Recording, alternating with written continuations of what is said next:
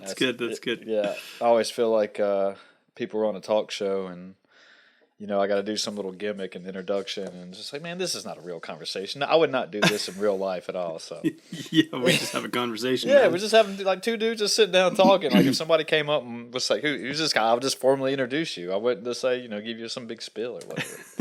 That's just my theory on that. But other people, they have their different ways of doing things. But Yeah. So anyway, you just mentioned you're doing an elimination diet. I am, yeah, which kind of interestingly flies a little bit in the face of kind of my approach to nutrition, because I'm actually a nutrition and weight loss coach. And the hashtag that got started a couple of years back was no FN diets, or no FN diets, because my company is Freedom Nutrition Coaching. Okay. And so that was kind of a joke that turned into a bit of a hashtag amongst my clients, is no FN diets thing. But I've had some digestive issues, upper gastrointestinal tract, that is. So lots of like reflux and just kind of belchiness after meals. And then getting a little bit of bloating, like I'll eat certain things and look like I swallowed a beach ball. And, I had a pretty good idea, like, that's usually going to be something like SIBO or small intestine bacterial overgrowth. But so sometimes in my business, actually, I subcontract to a nutrition therapy practitioner. So I bring her on with some of the cases when I'm working with somebody. I said, let's see if we can identify some specifics here. And so I said, hey, let's run this test on me and see what comes up.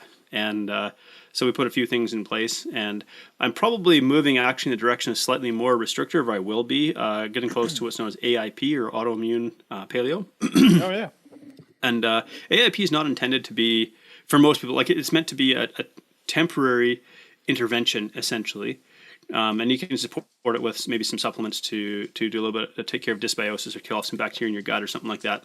But really, it's intended to be kind of a short-term intervention to kind of give your digestive tract a chance to recover. And then, because it takes a little bit of time to clear out some of the inflammatory markers that occur when you eat something your body doesn't like.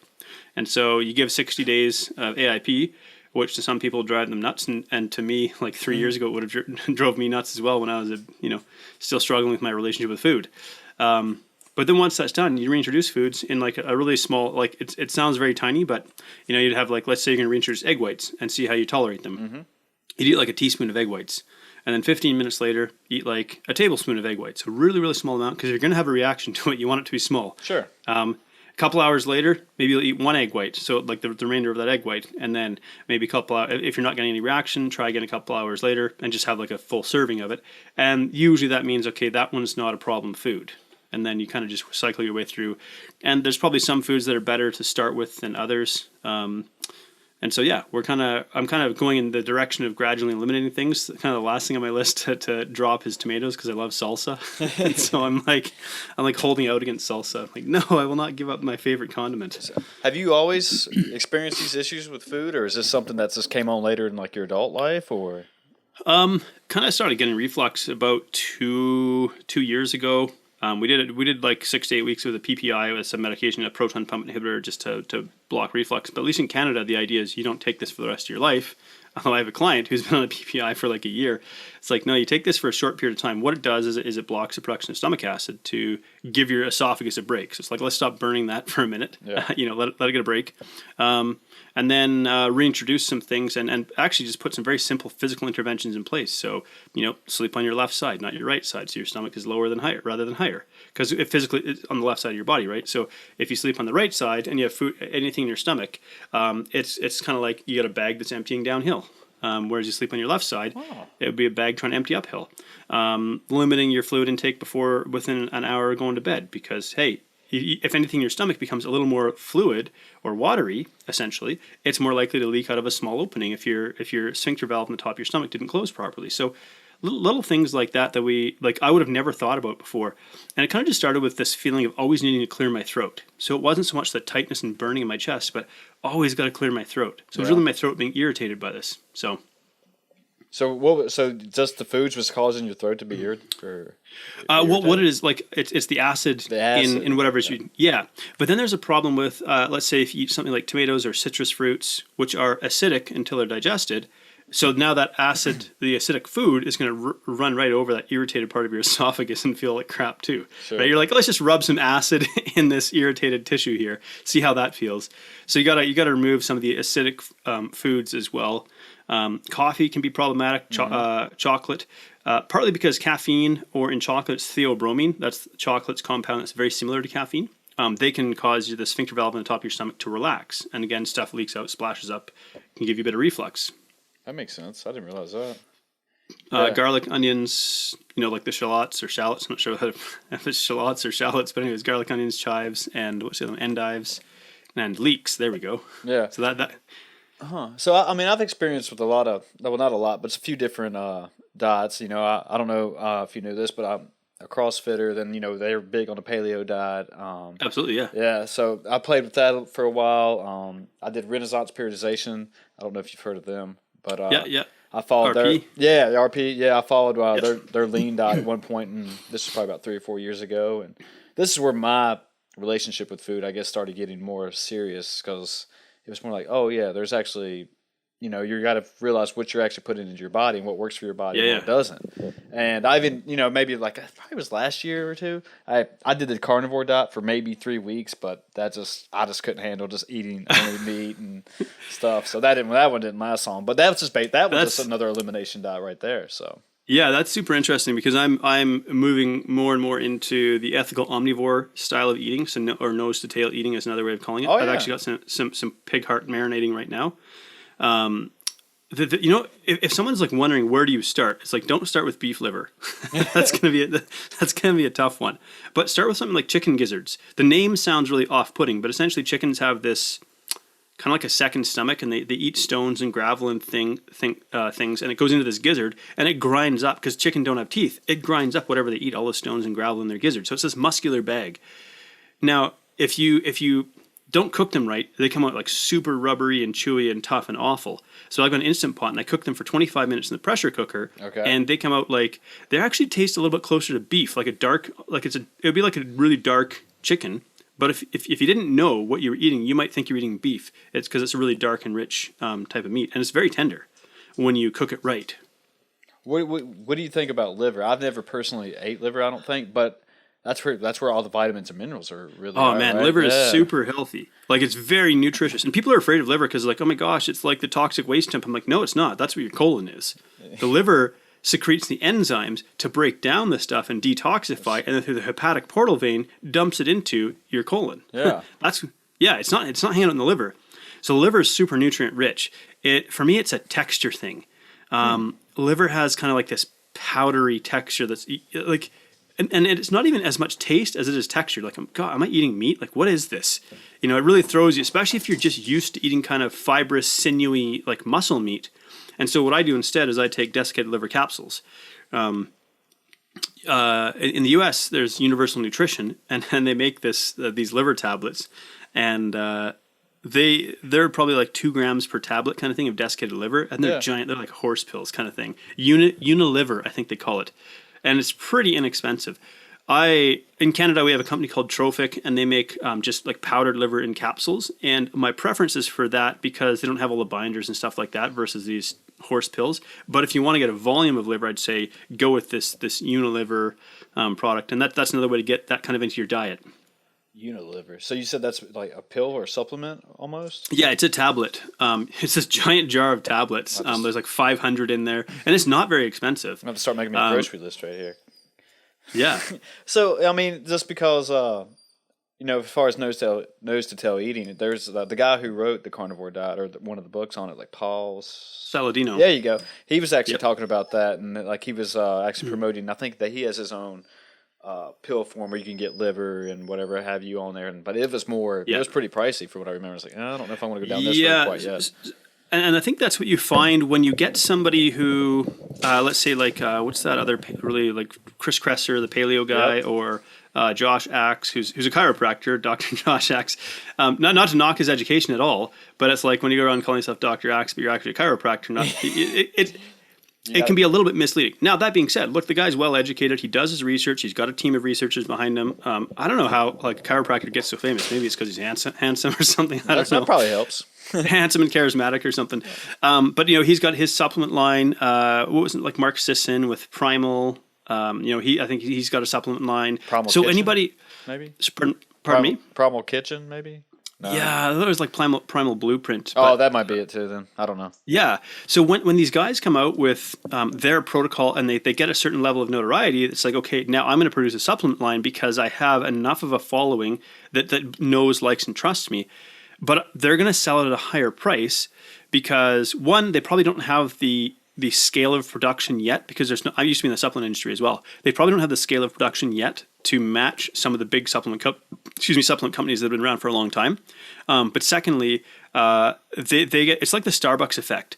Starbucks and say Dunkin' Donuts aren't selling something vastly different, but sure. Starbucks, they just started naming their products differently, like a venti frappuccino, because we don't have an internal price reference for a venti frappuccino. Whereas you said, if you got a coffee with 2 cream, 2 sugar, you're like, oh, okay, I'll pay $1.50 for that. Yeah. Right. So by not having an internal price reference, you can charge a premium for your product. And by having passionate fans who support you or love your message. And that's why a lot of these figures are also very polarizing, because polarizing means that people are going to be more drawn, like people are going to reject you and get angry and whatever on the one hand, but on the other side, they're going to love you and get super passionate, you know. And so that's why I think you can get these supplement brands that are making huge markups on the products they're selling. So you just said you were in the supplement industry. How did you get involved in that? And what were you doing? Well, my educational background originally is chemistry, and then I kind of got into marketing psychology as well, which seems like a really weird pairing, but I was just like, this is kind of a curiosity thing. I was like, psychology is kind of interesting, so is marketing. Maybe I'll go into business one day or something. Yeah. So it actually started by chance. A former friend of mine had started a supplement store with a friend of his in the city that I live in. I live in Red Deer, Alberta, Canada, so we're kind of north of Montana here for the American listeners. Oh, okay. And so that they had a falling out in their partnership, and so I didn't want to see his business fail. And so on my days off, I was working at what we call the oil patch. So I was driving big trucks and operating heavy equipment, and so I helped him out on my days off. I worked a rotation of 15 days on, 6 days off, and I'd go into the store. And what would happen is people started asking for, hey, where's this John guy? Because I'm like well educated in chemistry, I've got a almost encyclopedic memory. I don't want to say encyclopedic because I do forget some things. But I've got a head full of random information. Memory almost, you mean? Not quite photographic, but I say encyclopedic, so I remember facts, numbers, details really well. Oh. I never studied in school. I would just show up and like write the test. Oh, you're one of those guys. Yeah. Yeah, like my last university exam, I remember I stayed up all night drinking Jolt Cola and playing video games and strolled into my exam, which is, I'm not that cocky anymore. Anyways, so I would go to the store and I could tell people, if they wanted, I could tell them what every ingredient and every supplement did in the store. Wow, and that's nice. Yeah, so then they'd come in. But so that kind of got me into that. And then the supplement reps started coming to me and being like, okay, well, what do you think about this product, or how would you adjust this formulation? And this is mostly for Canadian companies, so smaller companies. Yeah. And I'm like, well, put me in touch with your, formulator, and I'll just have a conversation with them. And we would get talking about it. Now, and then there's considerations you have to make when you're coming up with a formulation, because there's like therapeutic dosage. So like you could put 500 milligrams of something in, but if 3 grams is the effective dose, you're basically just, we call it fairy dusting. So nowadays supplements, because transparency is a really big thing and clinical dosing is a really big thing, that's why you see the prices of supplements going up as well. So anyways, I started just consulting with some formulators, and then we started looking at potentially doing some manufacturing as well. So we never actually ended up with a full manufacturing line, but we were sort of lining that up. But ultimately, actually, the business that I was in failed. Business partnership failed. It was kind of looking back, it was a toxic business partnership. I was in business with a narcissist and a sociopath who was a pathological liar. Yeah, and a lot of it was a shell. And unfortunately, I found out a little too late. And so that ended up costing me a lot of money. So that all kind of fell through. Which really sucked, because I was starting to really build up a reputation. I would go to like local raw ingredient manufacturers and stuff like that. We were setting everything up. I was buying bulk ingredients and I was making my own formulations. I was kind of like a mad scientist a little bit. And so that got me access to quite a few different companies and sort of what they do, which was really kind of interesting. So I was starting to really establish this reputation in the supplement industry. I think part of the reason why I was so keen on this, though, is really connected to my own personal story. I was struggling with my weight, and one of the big challenges I faced is, how could I be so educated and struggle with my weight? And I was looking for a lot of answers, on like examine.com and supplement research and supplement science to kind of avoid dealing with the real issues I needed to deal with myself and my relationship with food. And so supplements became sort of the thing that I became known as the supplement guru. So what do you mean you were struggling with your relationship with food? I mean, you just constantly ate what you wanted to. You just eating, were you not working out then too, or you were just like drinking Coca-Cola, play video games, just chilling? Well, there's a bit of the backstory there, and that is that like I went through trauma a little over 10 years ago when I was living in South Africa. So I was nearly beaten to death down there, and yeah, so that was a pretty hard experience to go through. And I mean, it sounds like I'm sort of glossing over some detail because I know we can talk about it later if it's of value. But oh yeah. Kind of the fallout from that is like anyone who's been through trauma, like nothing really sets up your brain to sort of deal with something like that. And so I went from being like athletic to using food to cope with my trauma and basically suppress my feelings and things like that. And that kind of put me into a pattern of being a binge eating food addict. So the way that the brain works, I mean, it's let's say I'm feeling extremely distressed or under duress and, reliving trauma and things like that. And then I start eating and it allows me an escape from my trauma. My brain's learned something. When I feel trauma, I eat food, I feel better. Right. And so that becomes a habitual pattern of behavior, even kind of hardwired. And so trying to break that, it can be really, really difficult without sort of addressing the emotional connection. So then kind of the next piece of the puzzle was I went from like being athletic to being obese. And I really struggle with my sense of identity now all of a sudden, because who am I in this like huge 330-pound body when I used to be like a 210-pound athlete? Sure. And so that was a real struggle. And then what I say, like, what nobody tells you about being obese is like, I call it a fat cell is a gift that keeps on giving. In other words, once it's created, it's always there. You can shrink it and you can empty it, but it's always there waiting to be refilled. And if you're not mindful of what's going on, you will you can rapidly regain weight. And this is what really discourages people and messes with their head. So for me, I had to wade into this kind of world of weight loss, what I never had to be a part of before, because I was an athlete, lifting weights, I stayed active, that kind of thing. And all of a sudden, I'm like, how the hell do I lose weight? Because there's a time when you kind of emerge from the fog of trauma a little bit and you start to like find yourself again. And so it's like, well, crap, I've never had to like how do I do this? This is a whole new world for me. And so I went through the whole process of like macro coaching and just hiring different coaches, like bodybuilding style coaches. I was in the supplement industry, like. None of them could seem to address what was really going on in my life. And I didn't even know what I think the biggest thing is I didn't know what I was looking for. I didn't know the help that I needed. And so I'd go to work with a coach and I'd just get frustrated and angry because I'm like, you don't seem to get it. Like, you don't understand. And I didn't understand either. So I think there was that frustration was partly aimed at myself as well as the coaches who were not equipped to deal with me. Like they didn't understand the mental part of it. Is that what you're saying? Absolutely. Yeah. And so it wasn't until about 2017 when I hired a coach, and he's a natural bodybuilder, looks like really good in his 40s kind of thing. And so I thought, here again, I'm hiring somebody because I thought that I would be happy if I could kind of, build a physique like he had. If I could lose the weight and kind of look like him. And I thought he was going to, kind of show me some, something that I didn't know. Sure. And in a sense, he did. But he treated me differently. In a sense that he didn't like shame me. He didn't guilt me. He didn't try to coerce me. He kind of just let me, I say, wrestle with my demons in the light. So he didn't use, like I would use my own struggles. I'd beat myself up. I'd get so angry at myself. I would try to push myself harder. I was powerlifting. I was, snorting pre-workout. I was jamming ephedrine. Like, I was sort of dabbling in, or I was getting very close to stepping into sort of the underground supplement world because I have connections to that as well. Oh yeah. Because I've been connected to the bodybuilding industry, like. So I was really sort of heading in the wrong direction, I think. And I was also sleeping 5 hours a night and running, trying to run a business for 14 hours a day kind of thing. So I was trashing my health, and I was getting angrier and angrier because my body wouldn't respond. And it's like, of course it's not going to respond, not when you're overloading your nervous system like that. And so then I started having the panic attacks and the anxiety attacks. And that's why around the time that my business failed and I lost all my money, like a lot of it. So had a whole lot of things go wrong all at once. And so really having a coach like that was just kind of like guiding me through this and being like, yo, just like, let's take a step back here. This was all 10 years ago? So this part here, sorry, the trauma happened 10 years ago. Okay. I struggled for about 6 to 7 years with like being a binge eating food addict. And then finally hired a coach because I could starve myself. I could, keto my way down, or I could, intermittent fast my way down, or macro my way down, to lose a certain amount of weight. But eventually I would just erupt. I just couldn't take it anymore. I would just burn out and just go back to eating all the food because it wasn't addressing why I was eating the food. Right.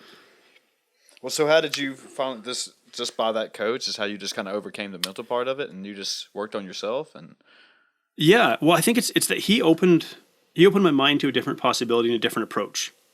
So I kept thinking that, okay, I need a supplement, I need the supplement regimen. I need this certain workout plan. I need this certain meal plan. Like there's some piece of the puzzle that I'm missing. And truthfully, it was when he asked me the question. He said, Jonathan, if you make a list of things you love and value, how far down that list do I go before I see your name? yourself. Yeah. Yeah. And so that one really kind of hit me because it wasn't that I was like near the bottom of the list. It was I wasn't on the list. And Wow. so, yeah, so I he never thought opened my about mind. that. Like, I like that. Sorry to cut Yeah. you off. So I was like, flip, like men never talk about this. Like, No. what does it mean? Like, I had no idea where to start all of a sudden. I'm like, oh my gosh, like, because I'm also ex-military, service before self and so on. And like, I was sort of the proverbial set myself on fire to keep others warm kind of guy. So how do I start this process of learning to love myself? Like that was a really, it kind of shook me. Because it really confronted like maybe everything I felt or believed about masculinity as well. It seemed like the only safe emotion was anger. And here I was being given permission to feel other things, to actually like show myself compassion, which maybe I was viewing as weakness in a masculine sense. And so it started this kind of very interesting journey. So it's kind of like he asked the right question at the right time that just sort of unlocked something in my brain that goes, oh my gosh, like this is a different possibility that I've never considered before.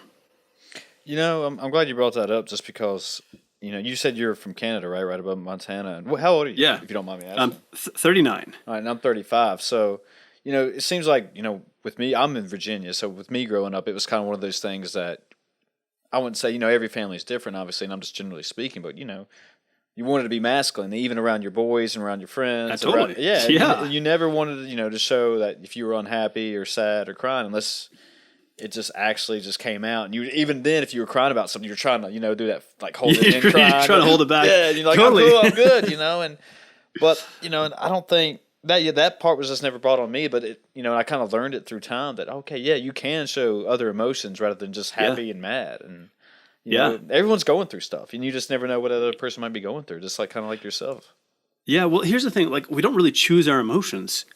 And so it makes no sense to sort of equate weakness to emotion. An emotion, nowadays, I call an emotion like a check engine light on your dashboard. Yeah. That little yellow light comes on, and it doesn't tell you what's wrong, but it tells you something is wrong and something needs your attention. Mm-hmm.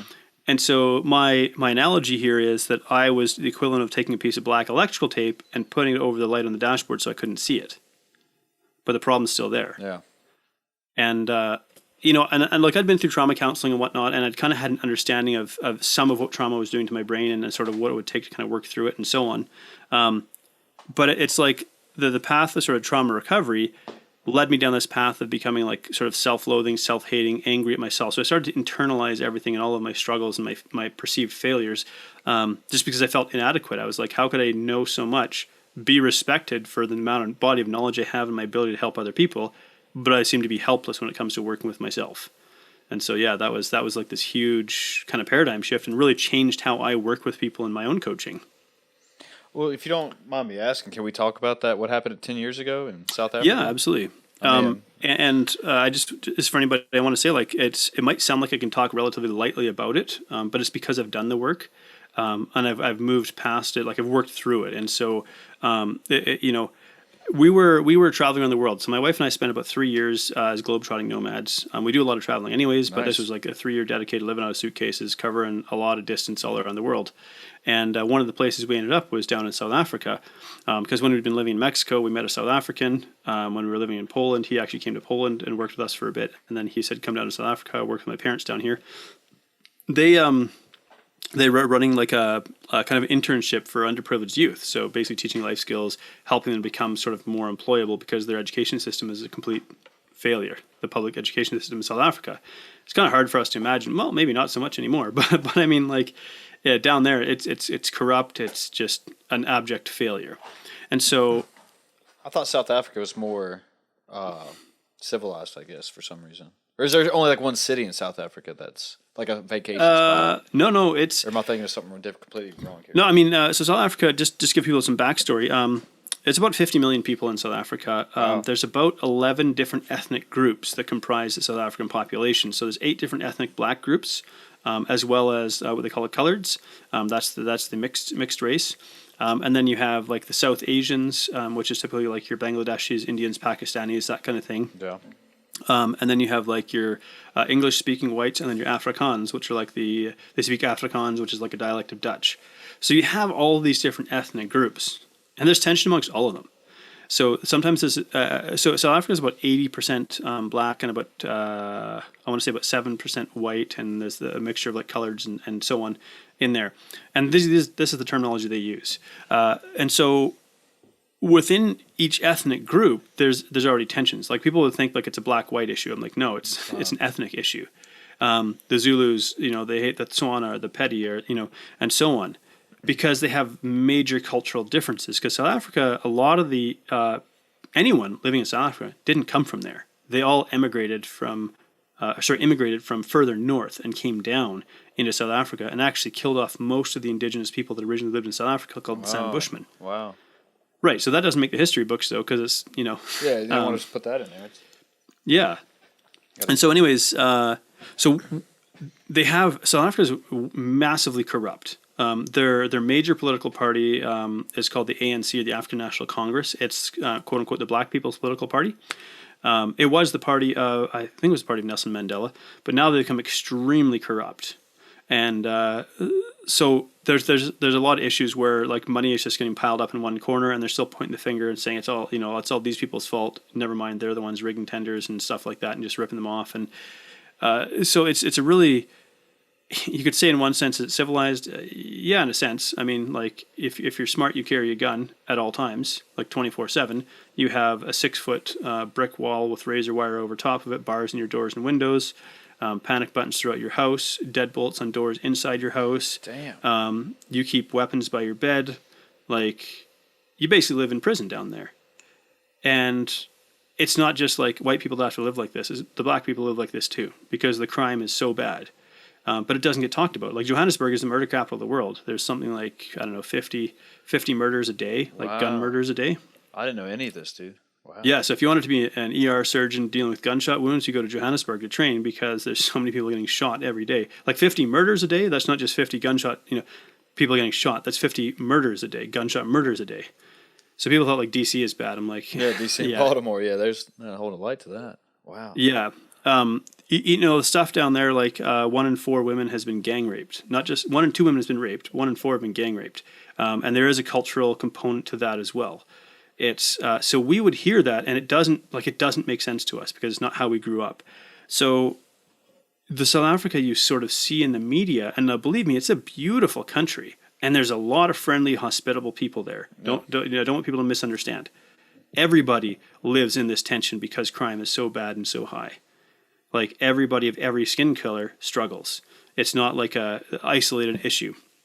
And so we were down there working on a nature reserve. So this is, a couple hundred hectares, or whatever, a couple thousand acres kind of thing. They got rhinos and giraffes and monkeys and stuff like that. Yeah. And there's an educational center there. So to kind of lay it out, you would drive through the main gate where they have rangers and stuff. You go down into the valley, come up the other side. It's actually about 20 minutes drive on the nature reserve. It's that big to get to where the educational center is. And you got like kind of buildings laid out in a line. So you got on one end you have like a dining hall / education facility. Then you have a dormitory where students can stay. Then you have like sort of washroom and shower facilities, and then tucked off to the side, kind of in an L shape, you have an instructor's cabin. And so if you can kind of picture that L-shaped layout. So we're teaching our students every day. They live out there in the dormitories. We live out there in the instructor's cabin. And so one night I'm walking back from, everyone's in the dining hall, so in the far end of the buildings, the sort of cluster of buildings. And I'm walking back to the instructor's cabin, which is the furthest building away from any other buildings. It's in August, which is the winter time down there, the southern hemisphere, and it's dark out. And I'm in flip-flops, sweatpants, like it's, we're in a great mood, we're loving the work we do, really connected with our students. Like we really, really enjoyed what we did. And I get back to the cabin and the door is slightly ajar. And it didn't register at first because I'm thinking, when we're out there, I'm like, hey, we're on a nature reserve. We've got rangers who are armed, all this kind of stuff. Like, it didn't occur to me that, someone jimmied the door. And then so I open the door, and there's 3 guys inside the cabin. And they're actually sitting down at the table drinking rooibos tea. Rooibos is Afrikaans for red bush. It's a common type of tea that's consumed down there. And eating rusks, which are these hard biscuits that you dip in your tea. And I remember looking at them and being like, what are you doing in my cabin? Like, it still didn't register in my brain that like something's really wrong with the situation here. And I looked at one of them and I was like, I know you, because he's one of the Rangers. I didn't see the 4th guy who was outside the cabin. And and then all of a sudden, crack, something hits me across the skull, like across the forehead. And this guy just cracked me across the head with a rock. So these 3 other guys jump up out of the table, and now they're all coming at me, and I'm like stunned because I just got hit across the head with a rock. Oh, yeah. And I remember like vividly the part that sticks out of my head the most is this guy grabbing. I'm wearing like a colored sort of golf shirt. Now that's what I was wearing back then, and him grabbing like the collar of my shirt with one hand, and I look at him in the eye, and he's smiling as he's swinging this rock at my head again. And, crack hits me across the skull again. Foreheads bleed pretty easily. Bloody, yeah. And so now blood is like streaming down my face, and I'm stunned. I mean, you get hit with a rock. Like, I was like stunned. Like, what the hell's going on here? Like, this is seriously wrong. So one of the guys who worked there was in on it? Yeah. What? Yeah. Wow. So they would have seen us passing like the gate every day, driving or every week, like driving into the nature reserve, and been like, there are these white guys out there, these white instructors, because this was a black on white crime. This wasn't connected to me. They didn't know Jonathan. They didn't know who I was. They just knew that there's like some white people out there. So that was the only reason they just came to assault you. It was just that because of your skin color. Yeah, they beat to death a farmer the night before. So, wow. Yeah. And then they apparently cut a hole in the fence, or I don't know, maybe the Rangers the ranger that was. So the Rangers are just letting in their friends, just to, if they give them some side cash or something. And yeah, it's hard to know exactly, or And so I got knocked to the ground. I'm like stunned, face is bloody. Like I'm like trying to figure out what the hell's going on, screaming for help, and nobody can hear me because they're all in the dining hall. That's like a few hundred feet away. Everyone's loud and talking and having a grand old time, and I'm getting stomped. And these guys are, in one sense, it's probably a good thing that they wanted to beat me to death, because it bought me time. Because if they had knives, they could have just stabbed me to death. Yeah. But it's again a cultural thing. So if you think about a power dynamic, this is them holding power over me, and they want to draw out the suffering as much as possible. They want me to suffer while they're trying to kill me, so that I'm alive and aware that like they are dominating me. Yeah, just give you a slow, miserable death, basically. Yeah, like a death of 1,000 cuts almost, or whatever it's called. Yeah. So it's the way that I would sort of describe it is I was a representation of something they would have felt had historically oppressed them, and so they are destroying what they feel was historically oppressing them. And so, thankfully I'm a pretty big guy, and I'm stunned and hollering for help. No one's coming. Not really sure what's going on here, but I managed to fight my way to my feet. I managed to roll over to my onto my stomach and get onto my hands and knees and kind of get to my feet, and then I was able to kind of took off, sort of stumble, crawl, run, just get moving in the direction of the building. And for some reason, they didn't pursue me. I don't know why. And because they could have easily caught me and just carried on beating me. Yeah. And for some reason, they didn't pursue me. I got into the building, and I said, I've been attacked. Like, I don't know how many are out there. And, just like chaos kind of ensues. Because we've got 25 students in there. We've got another facilitator, as well as my wife and myself, and they see, like, I'm just covered in, like, my face is covered in blood. Like, they said, the forehead bleeds really easily. If you've ever watched any MMA, you'll see how easily. Yeah, I've watched it a lot. Yeah, I've seen it. And I had a cut like right under my eye. You can't really see the scar, but they just narrowly missed my eyeball with one of the hits with a rock that could have blinded me.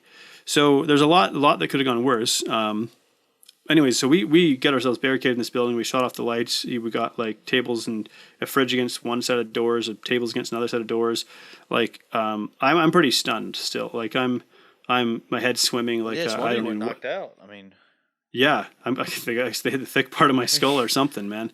Like, there's a lot of things that sort of kind of went my way in a situation like this. That's why I'm here today, is what I'll say.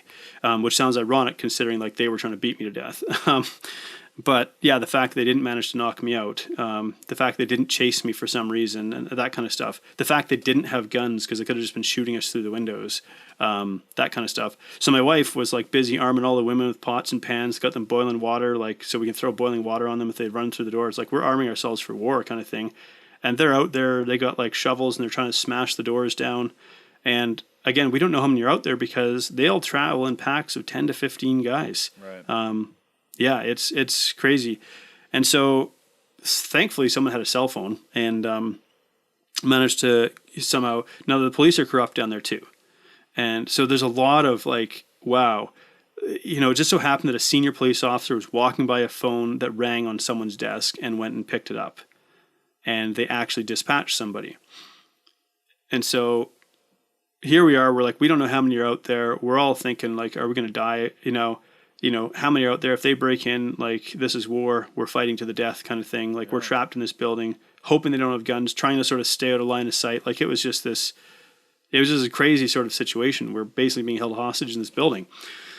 And so the thing is you can see across the valley. So when the cops start driving in onto the reserve, they have their lights on, they're flashing. Like you can see from 20 minutes away that these guys are coming.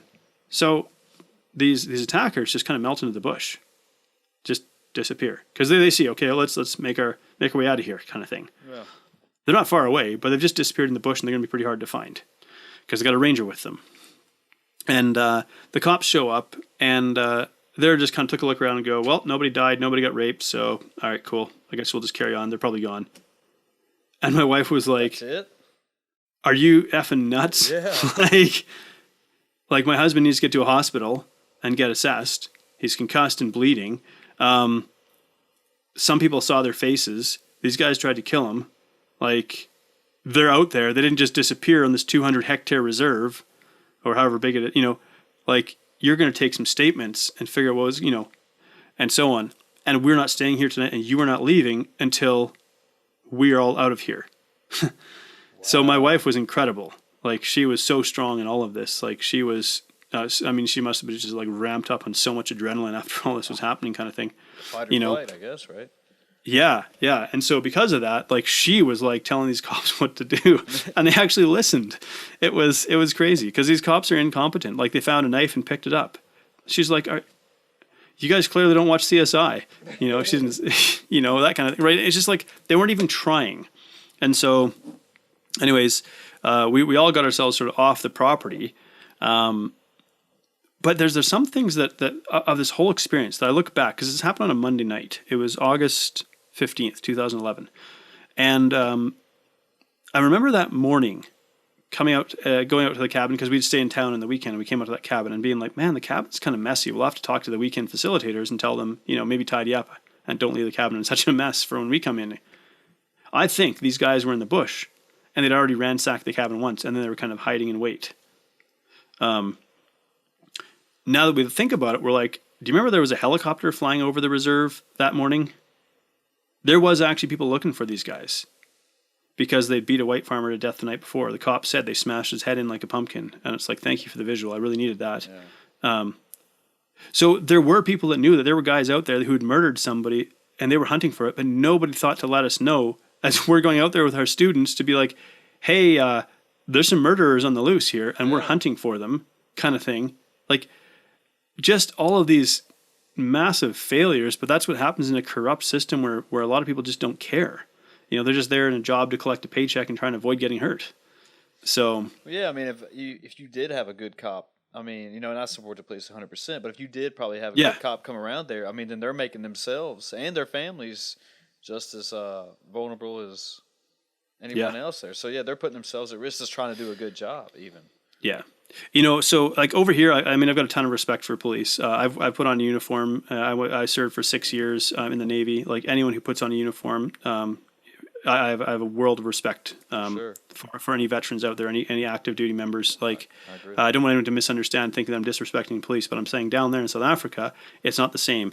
They don't have the same code of conduct. They don't have the same morals and ethics and things like that. You know.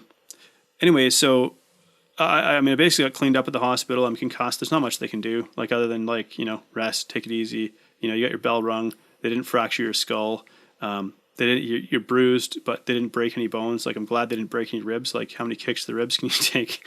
You know, so, I mean, it ended sort of well, but I mean, so we stayed back in South Africa for like another 4 months, continuing on with this job, but we didn't live out on the reserve anymore. We drove in and out every day. We're like, we're not staying there overnight. It's just not happening. But we couldn't tell our students and other cohorts of students what happened. We weren't allowed to. We were like forbidden from speaking about this kind of thing.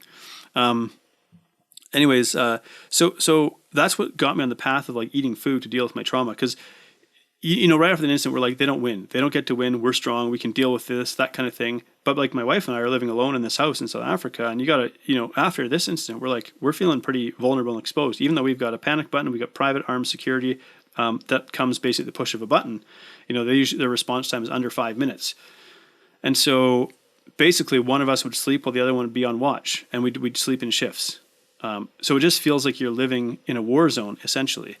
And, you know, one of the brothers of another instructor, he got locked in a building, they set it on fire and burned him to death. Like, you know, like stuff like that. They broke into the place, stole all the copper pipes out of the house we were living in. Like, they literally cut out all the copper pipes so we didn't have running water.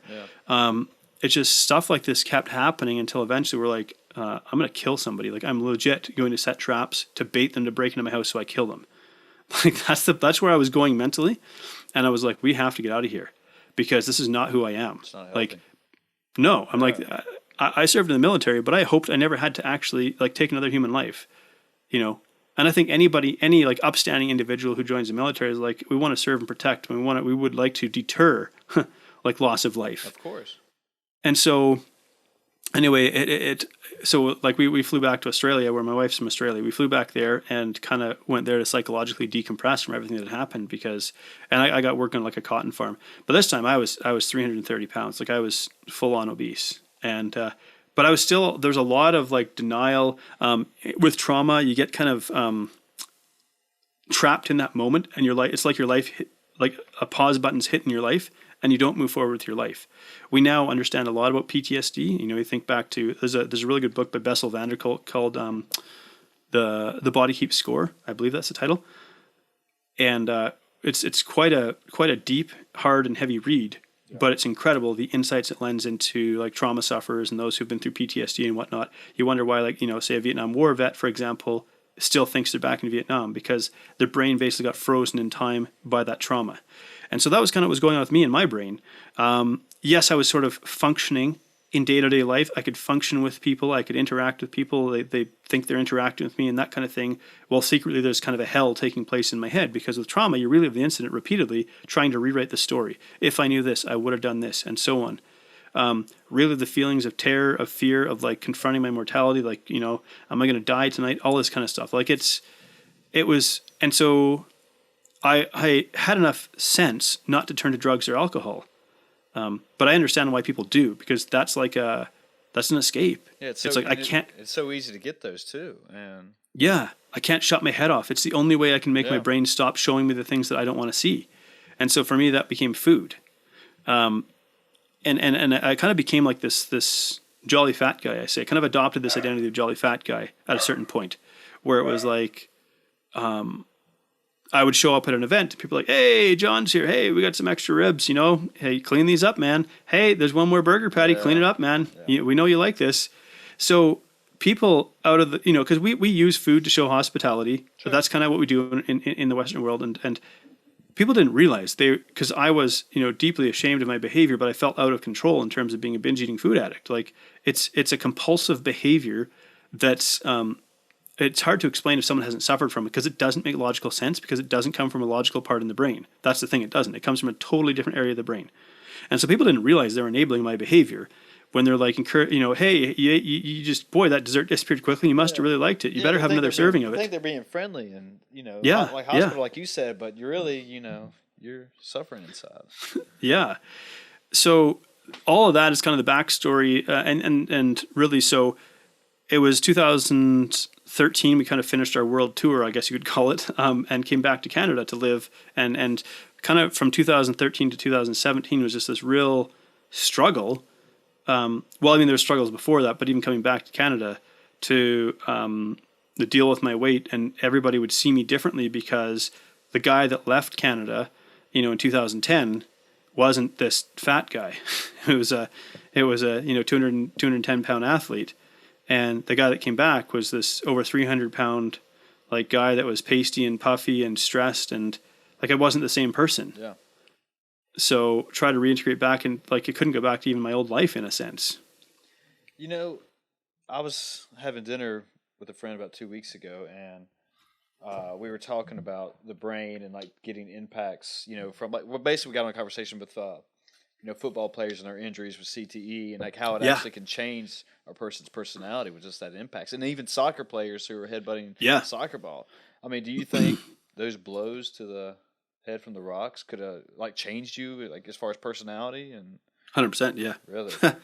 It's hard. I mean, because we never really think about it like before, it can kind of be hard to pin it down. But like, interestingly, my wife used to call me the Tin Man. And it's not that I'm heartless, but like I didn't show a lot of emotion.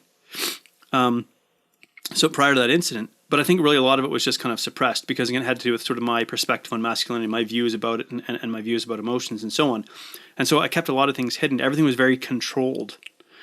And after the incident, it became a lot harder to control things because these emotions, these feelings, the rage and all these flashbacks and stuff come out of nowhere and blindside you. And I wasn't able to control things in the same way. So I don't know if my personality was permanently altered as much as like I became an angrier, more frustrated person. But then I also tried to hide that from people because I knew that if they saw that side of me, like they wouldn't want to be around me. And I wasn't a very nice person to be around. Yeah. And I just have to give a shout out to my wife. We've been together for 16 years and she's never left my side. Like through all of this, she's watched me go from being like an athlete. She married this guy that had abs and athletic and strong and young, and to a guy that, went through trauma and became obese and became, she's never left my side. So I'm fiercely loyal to her for that reason. You got you a good one, it sounds like, for sure. Yeah. I'll give a shout out to her, for sure. Props to her. You talked about PTSD a little bit ago, and I wanted to get your thoughts on something. So when we talked about MMA a little bit, well, we said about MMA. But anyway, I think, and folks, if I'm getting this wrong or completely butchered, don't get mad at me. But anyway, I think Johns Hopkins University is actually starting to do studies where they're actually giving people with PTSD psilocybin mushrooms just to help cope with that, with PTSD. And I think it's actually starting to show some improvements in some areas. And I could be way off base here, but I think they are starting to show that there is some logic to it. Yeah, so there's something really interesting about sort of hallucinogenic compounds. Even LSD, like microdosing LSD, is another interesting one. Because any sort of substance, there's a threshold where it can become harmful, or there's a threshold where there's a risk of abuse of a substance. I mean, you do this alcohol, you can abuse caffeine, you can abuse sugar, and so on.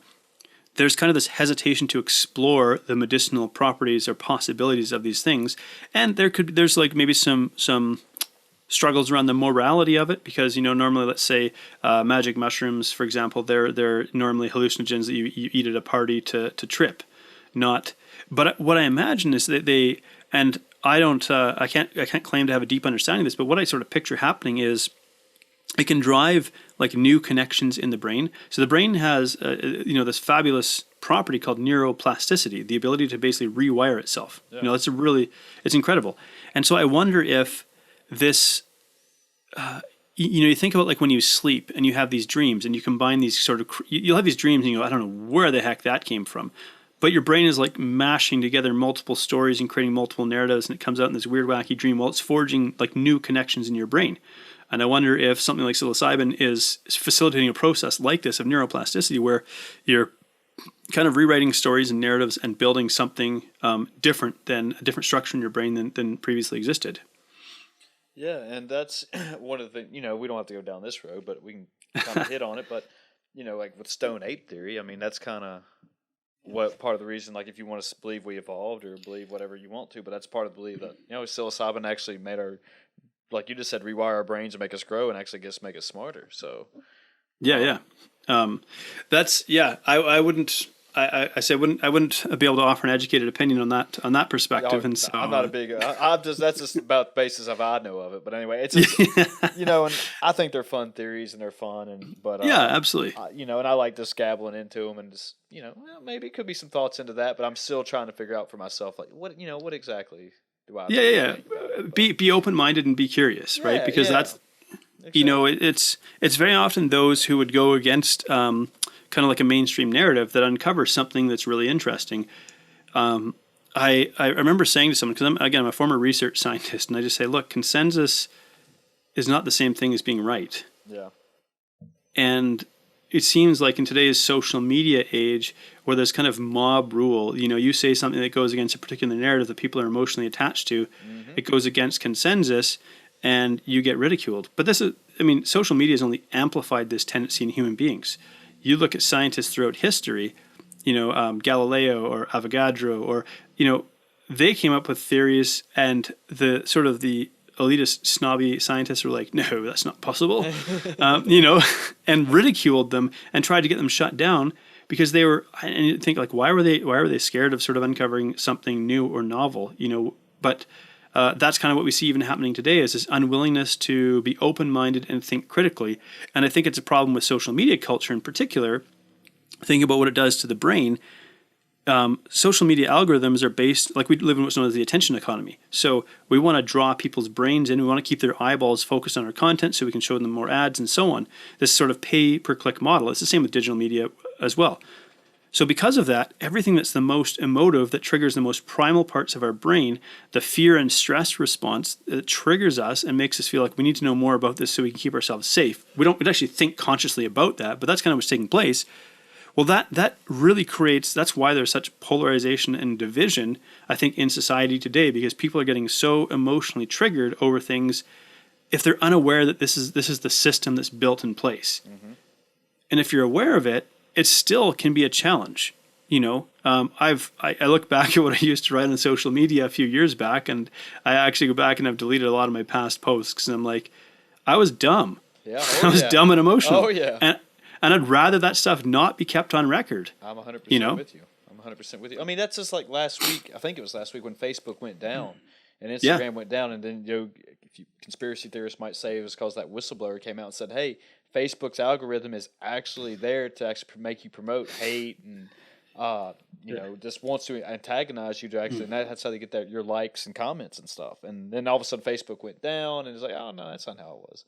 But they were more about the money, obviously, than I guess safety. I guess is a good way to. I mean, now that being said, like I'm of course I'm a student of human behavior, and like really I focus on what I call brain-driven weight loss when I work with clients in weight loss. So really I like to take kind of a psychology-based approach to all of this. And so I kind of looked at this with a skeptical lens, and I said a true whistleblower would probably need like FBI protection, from a powerful company like Facebook. And so I thought this one didn't totally pass the smell test for me. If anything, it felt like a little bit of a setup where, it's like a red herring. It like distract you over here with this whistle being blown. Well, like Facebook is doing something over here that they don't want you to know about, kind of thing. Right. So it was like, make it appear as though, oh my gosh, and I was expecting sort of this contrite post to come out. And I think Mark Zuckerberg did write this like sort of contrite post or whatever. It actually read more like a propaganda piece, but, but it kind of just felt like that was a bit of a setup, like a soft lob to Facebook to be like, here, you can rehabilitate your image. We have this whistleblower come out saying these things, which on one hand sort of sound bad, but on the other hand, it's like, I think the whistleblower was pushing for further. I've never even read this story, but I'm inclined to think the whistleblower is pushing for like further censorship of discussion, like suppression of speech on these platforms. I'm kind of an advocate for open speech, which is probably a controversial position to hold.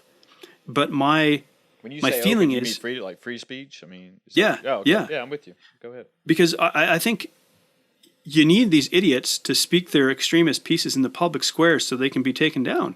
If you shut them out from the discussion, it's like if you cut out a man's tongue, you don't prove him wrong. You just prove you're scared of what he has to say. I like that. That's true. Yeah. Yeah, I think that was Tyrion Lannister on Game of Thrones, if I'm not mistaken. Oh, nice.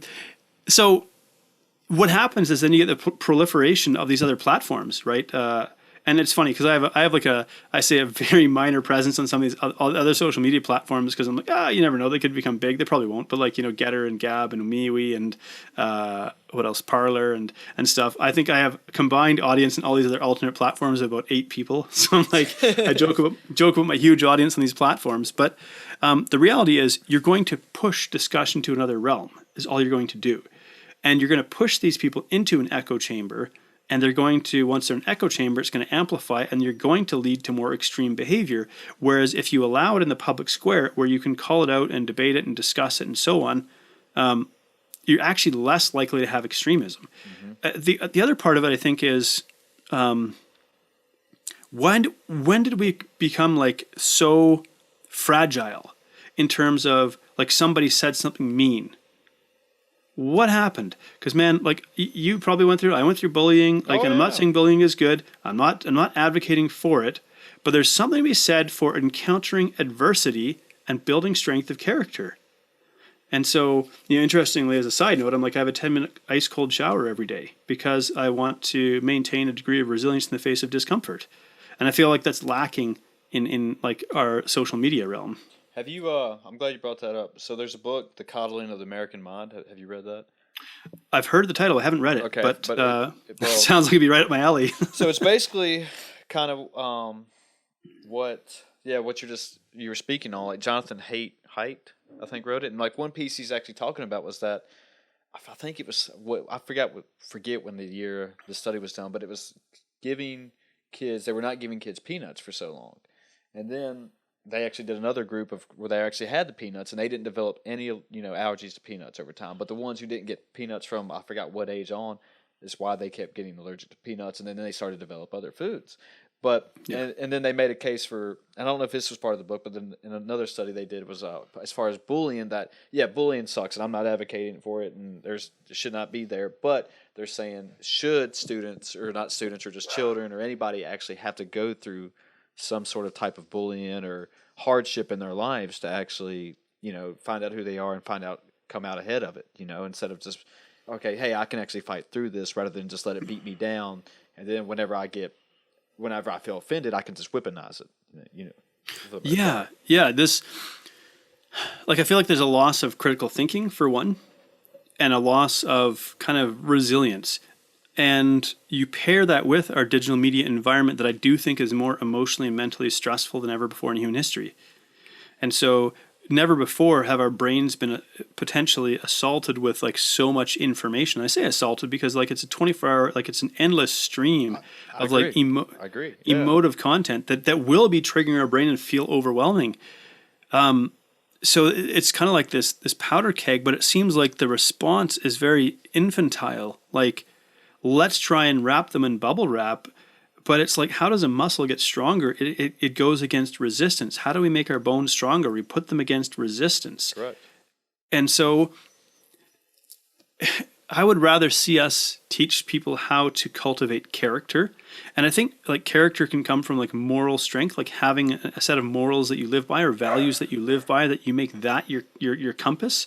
Because opinions of people will shift all the time. And when you try to make your compass the opinions of other people, you're always going to be missing the mark, and you're always going to feel lost and aimless and frustrated and angry. But when you make your you set your moral compass to this a set of values that don't change, like if it's loyalty, honesty, integrity, whatever. Yeah. Like I say, my top 2 values are integrity and compassion. I try to filter everything that I do through those 2 values. They don't change. So I'm not changing what I believe because opinions of people change. It's like, did I act with integrity? Am I true to my word? Am I true to my beliefs? And did I act with compassion? And compassion is not a get out of jail free card, but it's like, did I seek to understand the human behavior, before I pass judgment on what I see? I like how you said that. That made a lot of sense. Yeah, I mean, I just don't know why. It just makes zero. I mean, what doesn't make sense is that it seems like we can't sit down and have these type of discussions nowadays without getting, without trying to find hate into it, where we can just have a civil. And even if you and I don't agree on something, I mean, there's no reason. Okay, that's fine. We can still sit down and have a Why do we? civil debate or civil talk about it. It's no big deal. Why do we become afraid of that? Yeah. There's a lot of things that are going on now that I don't want to say in education, but in maybe some politics, but even in the news, that they don't want to talk about certain things just because they're afraid of the backlash and like of losing their jobs or being being labeled as something that they're not, even though that they're an advocate for it. Yeah. Well, if you want to take a deep dive into say questionable territory, I came across something recently that I thought was really interesting. I don't recall where I heard it, but it says when a tyrant fears an external threat, they masculinize their population. When a tyrant fears an internal threat, they feminize their population. Wow. I was like, that is a pretty interesting thought. I like that. Because what's happening in China and Russia in other capacity, China is like trying to hyper-masculinize their men. They've banned like feminine men. Really? Like you cannot have any. Yeah, they're shutting down. This. They had a culture based on sissy boys, which is like very feminine men, and this culture was growing in popularity. And China's put if they're authoritarian rule, don't take this as me thinking China's a good thing. I think the CCP acts like a psychopath. If the CCP, or the Chinese Communist Party, was a human being, it would be a psychopath. No moral conscience whatsoever. But they put a ban on that, and they are actively trying to masculinize and hyper-masculinize their men. So what does that tell you? They're building up their armed forces. They're masculinizing their men. Because, like it or not, there's a biological reality that if you go into battle, like, and you try and put men against women, who's going to win? Now, that right there, that statement could be deemed as, I don't know, hate speech or something like that. Just acknowledging a biological reality that men produce more testosterone, we have bigger lung capacity, we develop more musculature. These are biological realities. This is not hate speech. Yeah, there's a science to it. Yeah, you go and ask my wife who spent 7 years learning self-defense. Like, would she rather go into a fight against a woman or a man? I would hope so. Yeah, same way. Right. Yeah. I mean, she'd rather not me to fight at all. Yeah. But it's like, so we look at what's happening culturally in North America, and we actually see a sort of a very sort of feminizing of our population altogether. And again, I'm like, oh my gosh, I'm wading into like, shady or sketchy territory here, sort of identifying this. But it's like we see a weakening of character, a sort of a demonization of masculinity, when in fact masculinity is can be a really powerful attribute, contributor to society. And we're seeing it sort of being torn down. And I say, like, I feel like very new in this realm, but I feel myself wanting to be an advocate for what I call positive masculinity, because I think most times we hear that word, we hear the word toxic attached to it, sort of identifying unwanted male behaviors that aren't good. But I think a lot of these unwanted male behaviors actually come from like sort of infantilizing our population. They behave like emotional idiots rather than... and there's one thing maybe I sort of learned in traveling around the world is other cultures actually have sort of a transition from boyhood to manhood, where when you become a man in that culture, there's certain expectations placed upon you because you are no longer a boy. You are an adult. And in our sort of hedonistic culture where we're constantly pleasure seeking, what do we got? We've got an obese population that wants to eat junk food and Netflix and celebrate everything but being strong. So that's going to bring about, it sounds dramatic, but I mean, really kind of the U.S. is going to lose its, and maybe this is a good thing, I don't know, but their status as like the world's number one superpower is kind of on the brink, and it's sort of an inevitable fall off the ledge because the population has been weakened. Well, that's part of, you could say, if you want to get conspiracy theory talking again, but that was part of like China's overall goal is to become the number one superpower, and there was some thing I saw or heard it on another podcast, but there was like a Christian Facebook group that was hugely big.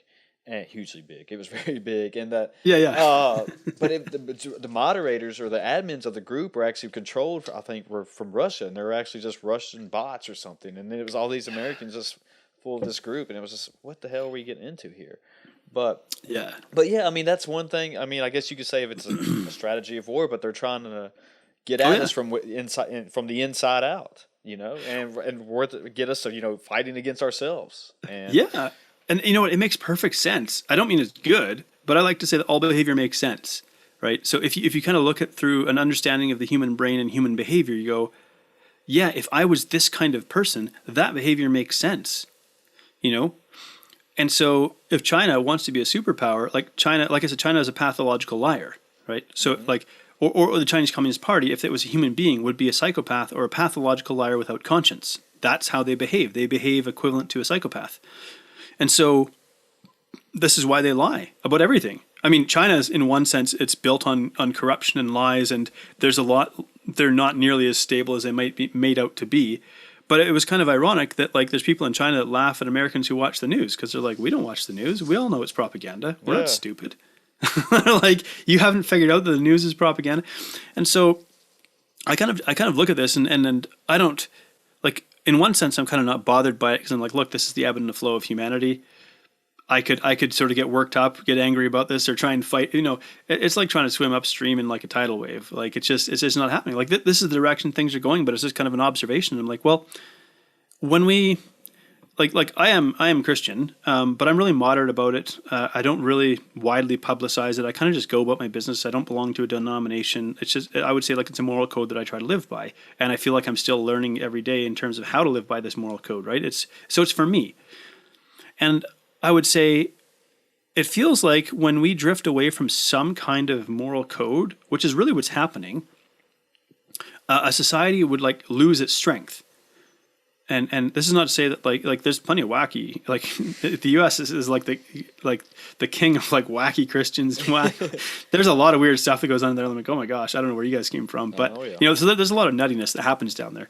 But you know, and the thing that maybe we could say about conspiracy theories is they grab our attention. I believe that most conspiracies are in plain sight. They're really boring and really unexciting, and they're happening in plain sight. While we think that there's some sort of, I don't know, secret cabal meeting in the basement of a pizza shop, you know, like, or that like a nasal swab for COVID is like putting nanobots into our brain. Like, if that was really happening, like that would be like an incredibly terrifying reality. So the thought of that really grabs our attention because we go, oh my gosh, that would be terrifying if it was true. That if I got nasal swab for COVID and someone put nanobots into my brain, you know, versus they just slowly, just kind of creepingly introduce laws and omnibus bills that are 1,000 pages long that even the senators and Congress don't read. And then just this creeping sort of encroachment. Like, that's more likely what's happening versus these crazy, like, wild conspiracy theories. I'm like Occam's razor. What is it? The simplest explanation is very often the right one. Yeah, I never heard that one, but yeah, that makes total sense. Yeah. So, you know, I mean, obviously we've kind of spun off into an interesting direction here, and I'm kind of, you know, just kind of riffing on, you know. That's fine. That's what we do on here. It's all good. That's good. And I'm like, it's funny to talk about this because in the back of my mind, so here's sort of like censorship culture, right? I think about just expressing my thoughts, like even thinking out loud as I speak. And then a part of me goes, man, I wonder if saying this is going to get misinterpreted the wrong way if people hear this publicly, and, you know, but we can't kind of live in fear of that. It's like, no, I'm just trying to understand human behavior here. I don't hold hatred in my heart towards anyone, including the people that tried to kill me. I even forgave them. Like, I never saw them again, but I went through the process of forgiveness because I wanted to be free from that experience. So I don't hold vitriol in my heart towards anyone, mostly because I want to live with peace in my heart. So I'm like, you know, that's very bold of you. I mean, there's not a lot of people who could do that. I mean, I'm sitting there thinking to myself, I mean, could I ever forgive, you know, those 3 or 4 guys for nearly beating me to death? It's hard. Yeah, so, I mean, it is really hard, but it kind of came down to this. I was in Istanbul, Turkey, where my brother lives. He's been there for about 12 years now, and I couldn't sleep one night. So this was maybe about 8 months after the incident happened, and I realized, like, I was just tired of being angry. I was tired of every time I relived the incident that, like, the rage would come up and all these, because again, I'm really not a violent person by nature. I don't enjoy the thought of inflicting violence. I will defend what I need to defend if I have to do it, but I don't want to. Right. I'm really kind of a compassionate empath that hugs just about everybody that I meet. Like, that's who I am by nature. So I got tired of being angry, and just every time it would come up, I would just have these thoughts of just, and I would even, like, part of my brain would like the thought of me, like, enacting my revenge on them and, like, doing horrible things to them. And, but I didn't want this in my head. So I was like, okay, what do I have to do to kind of, like, break free from this? And really it came down to, I have to forgive them. And recognizing that forgiveness is not absolving somebody of what they did. They still have to answer for their actions. But it's me saying, like, I am no longer going to hold thoughts of like vengeance in my head towards you. One way or another, you're going to live the life you live. And if they choose to live a violent life at some point in time, something's going to get turned around, and they're probably going to meet a violent end. But for me to not even wish that on them, ultimately, it meant that I was setting myself free. And I think I'm probably bastardizing a quote, but it's kind of like, like wanting revenge or holding hatred in your heart is kind of like drinking poison and trying to hurt somebody. And so and the question is like, well, how do you forgive? And it wasn't like an overnight thing. So I made the decision that I wanted to forgive them. And kind of the next step was every time that these sort of the anger and the rage would come up in my head and these thoughts of vengeance, what I would do is I would actually try to cultivate a sense of compassion for them. So in other words, I would ask the question, what must have happened in their life to bring them to the place where now they're beating people to death? Yeah. Because this isn't how a normal human being behaves. This is how a damaged, traumatized human being behaves, not a healthy, well-adjusted, well-fed, So I'm like, this doesn't excuse their behavior, but at least helps me understand it. And if I can look at it from that perspective, I can then cultivate a sense of forgiveness for them. Because I really don't believe in my heart that people are born like violent racists. I think that happens as a result of some kind of conditioning. Yeah, I mean, something where they, like you just said, how they grew up, what type of parents they have, their environments. And, I like how you said that, you're able to forgive them over time. And just like you talking, I was sitting there thinking about that, from my knowledge, that no amount of money ever bought another second of time. So you could just spend your whole life, being upset and being mad. And yeah, there's bad things that happen to everybody. Some things don't go well at work or, your day or just whatever, your workouts, whatever. But, you spend that time just being pissed off about it and upset, or you could just try to use that time to be more, to put it to use, I guess is what I'm trying to say. But yeah, it's hard for most people, and I get that. I'm not saying absolutely. It's easy. Yeah, it might be tough for me. Like I said, I don't know. It would be extremely tough for me to find that forgiveness to do it. But could I do it? Yeah, but I don't know. Like, you found it. I don't know. I guess I'm just saying I don't know if I could find that. Well, the thing that I would say to people is, like, it's easy to sort of listen to this segment of a story that might go for an hour or something like that, and go. But what we don't realize is this is spanning a number of years. Like, this wasn't an overnight process. This whole struggle that I talk about spanned like a decade. And so we live in a world where we're sort of conditioned for instant gratification. And it's like stuff like this, there is no instant gratification. No. But the struggle is worth it. And that's what I, like when I work with people with regards to weight loss, I'm going, look, like, I want to tell you this is fast and easy, but I'd be lying to you. Like, this is going to be hard and it's going to be uncomfortable. But you're not going to be alone in this. And I think that's what's going to make a difference. So when you listen to us, like, I don't want people to think that somehow, like, if they're struggling with something like this, that they should just be able to the next day flip a switch. I'm like, no, this is a process. Like, it took time. Oh yeah. But I had a desire, like, I wanted more than anything else to kind of be free from the anger, because you hit the nail on the head, and I'm definitely stealing that. Like, no amount of money can buy a second of time. I think Iron Man said that, or Tony Stark. So don't. You can steal it from me. But I forgot which one of the movies it was, but I was like, yeah, that's so right. Yeah. Bad things happen to good people. That's life. I mean, and so, like, I lost my life savings a little over 3 years ago with the collapse of our business. When I, and okay, now I had someone who basically lied to me, manipulated me, took advantage of the fact that I'm an empath, he's a sociopath, like, just played my emotions. And I didn't, because we don't go into, like, human relationships thinking this person's a narcissist or a sociopath or a pathological liar. Like, I'm pretty open. I'm very friendly to and I sort of want to give people a shot and say that, see the best in them first. Yeah. That's my approach. Now, when it comes to politics, it's a bit different. I'm kind of cynical and jaded in that direction. But when it comes to just meeting somebody one-on-one, like, I'm pretty open. And so I didn't go into this relationship looking for, like, the behavior of a narcissist.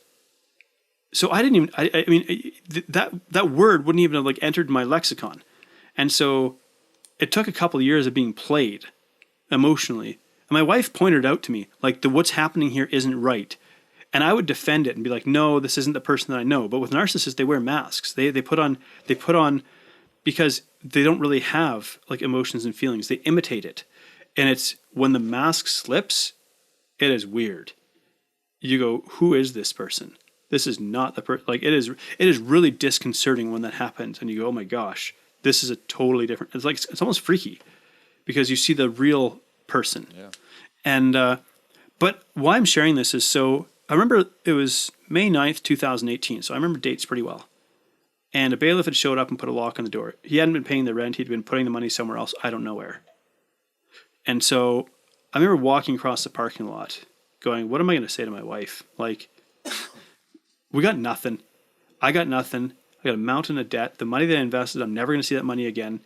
You know, this future we thought we were building, it's gone. What do you say? Yeah. You know? But weirdly enough, there was kind of this sense of, well, I have nothing left to lose. And so I might as well do that thing that like I talked about doing.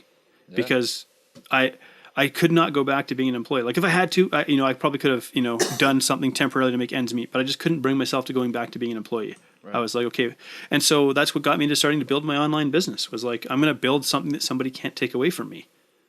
And ultimately that's what I did. Yeah. You got to the rock bottom and you decided, hey, you can either just keep climbing back to the top or like you just said, or just sit here and just take your licks. Yeah. So I would not take these experiences out of my past. Like some people would look at them and go like, I wish I didn't have that happen to me. I'm glad it happened to me because I wouldn't be who I am today if I didn't have to go through that and sort of, and people might think like I have this strength of character. Like no, I found this strength of character. I think it actually lies in almost all of us. Like human beings are incredibly resilient, more than we give ourselves credit for. But we're so rarely exposed to true hardship, at least in this part of the world. Like as we were talking about before, like with not Anti-Fragile, but like the coddling of the American mind. Nope. And if I was to go back to my like younger me and have any advice for him, I would say you're stronger than you think, mentally and emotionally, and you can handle more than you think. Great word. But you kind of have to get pushed to your limit to figure out what that is. And it's not going to be fun getting pushed to your limit. It's never. That's what a lot of people do need, though. They just like you. I mean, I love how you just said that because a lot of people don't know their limits until you actually have to get down there and you get like you said, you get pushed towards your limits, and then you find out what you're made of. Yeah, yeah. And you find out where you're lacking as well. Yeah. But here's the interesting thing. So I didn't know a thing about building an online business when I got started. Like, where the hell do you start? But I just started, and I was like, okay, I'm going to start talking about this on social media, what I do. I'm going to tell people that I can help them. I've got my own story. I've lost 100 pounds.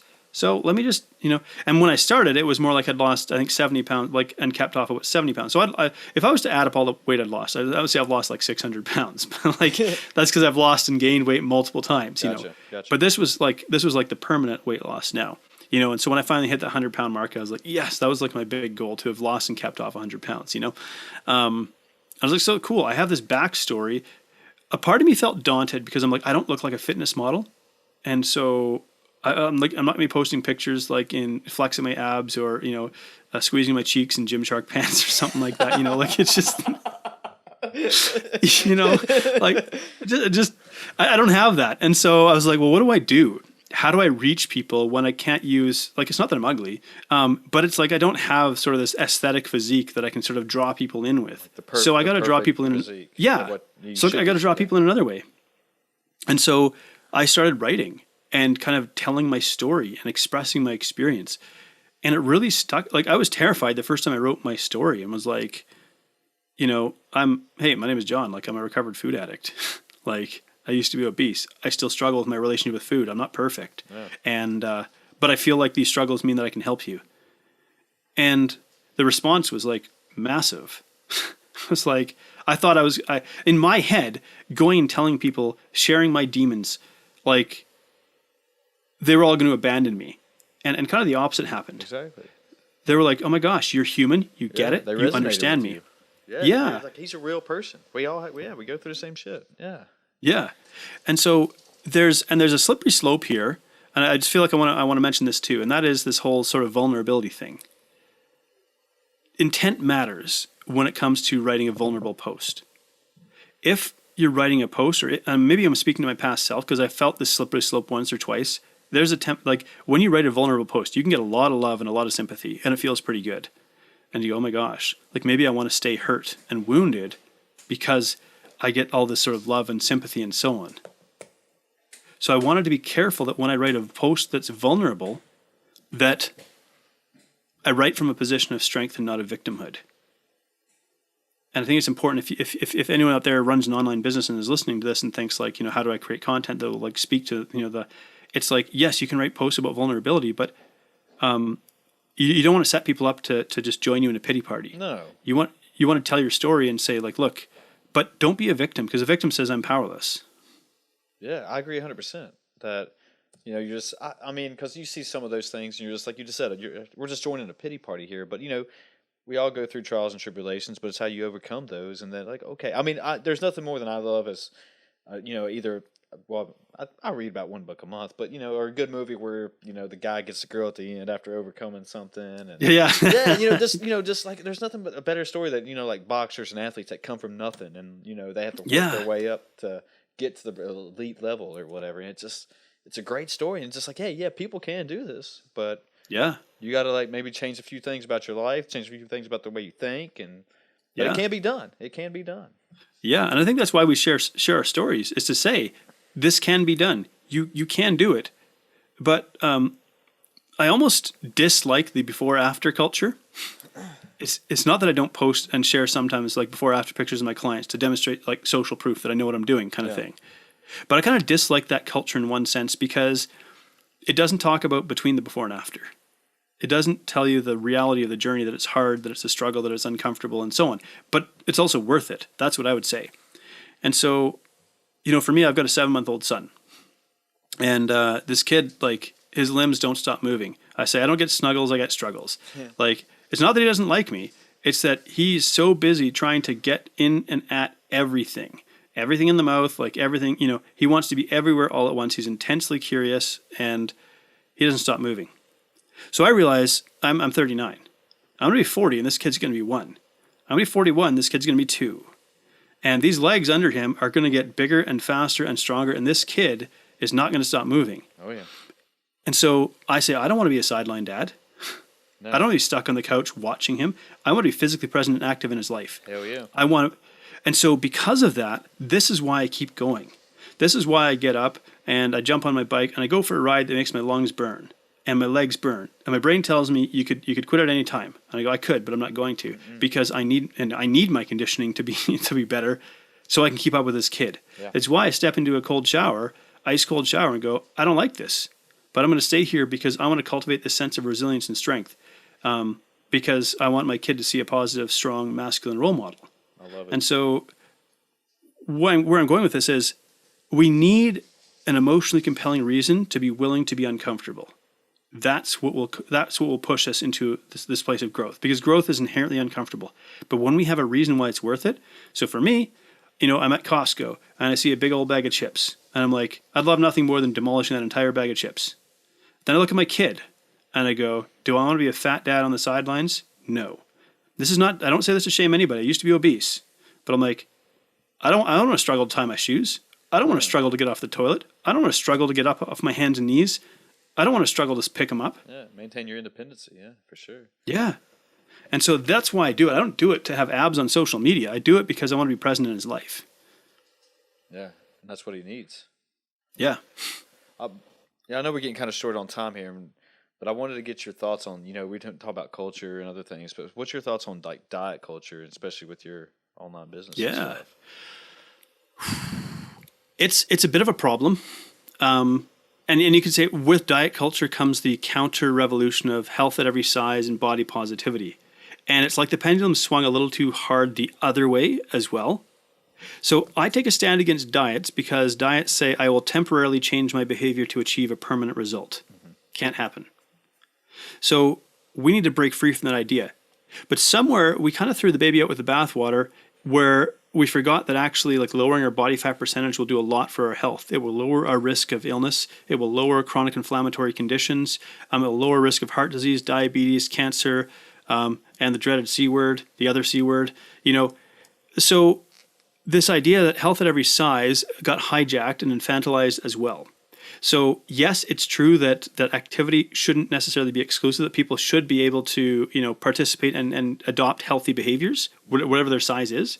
But there isn't a time coming where you're going to convince me that slapping another 100 pounds of fat on my body is somehow going to make me equally as healthy as I am right now.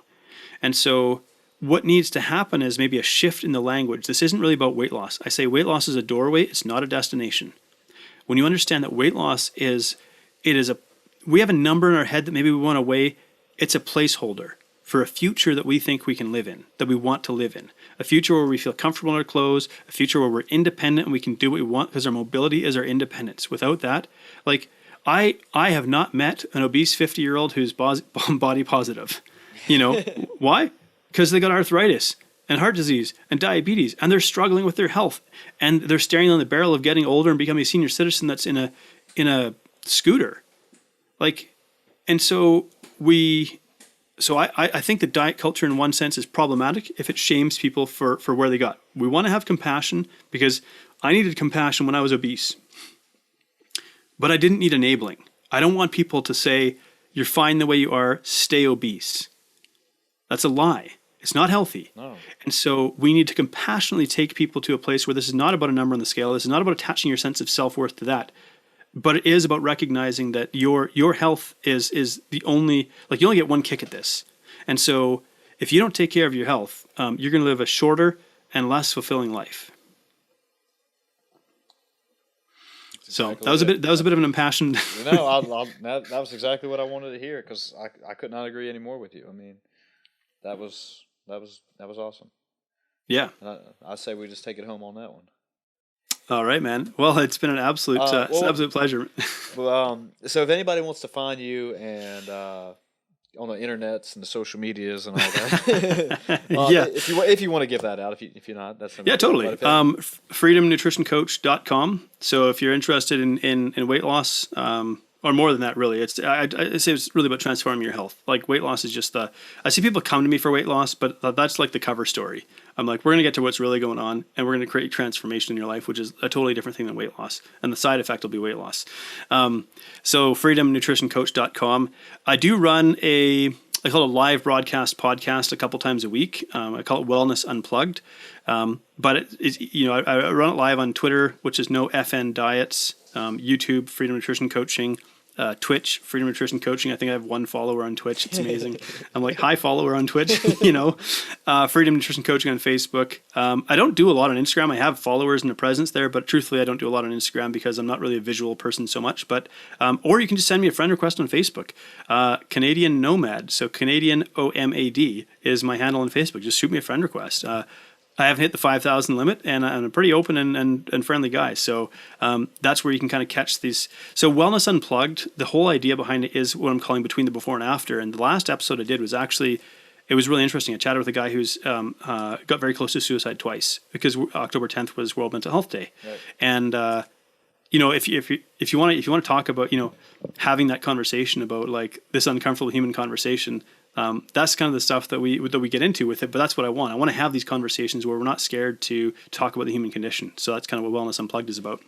I applaud you for that. Just, those are very tough conversations, and I don't think I've ever experienced one of those, but just, I've kind of wondered though if I could even handle something like that. But yeah, no, I mean, and the guy's name is Jeff McLernon. I'll give him a shout out too. I said to him, man, like he's got a growing sort of stand-up comedy career, but I'm like, man, you got more than just this, because there's lots of competition in the world of stand-up comedy. There's not a lot of competition in, talking about suicide prevention from that perspective and being able to bring some comedy into it, but just really humanizing it as a normal guy. So I'd love to see him do some good stuff. For sure. I agree 100%. But all right. Well, I appreciate you doing this with me. This was very enjoyable. I learned a lot from you, and yeah, you got a great story, man. I mean, this was awesome. Oh man. Yeah, I love conversations like this. I had no idea where it was going to go, but we covered a lot of good stuff, and you give me some things to think about as well. So I appreciate that. Thank you. Yes, sir. And yeah, if you don't have anything else, we'll call it a good night right there. So let's call it a good night, man. Okay. All right. Good news and good night, everybody. We're out of here.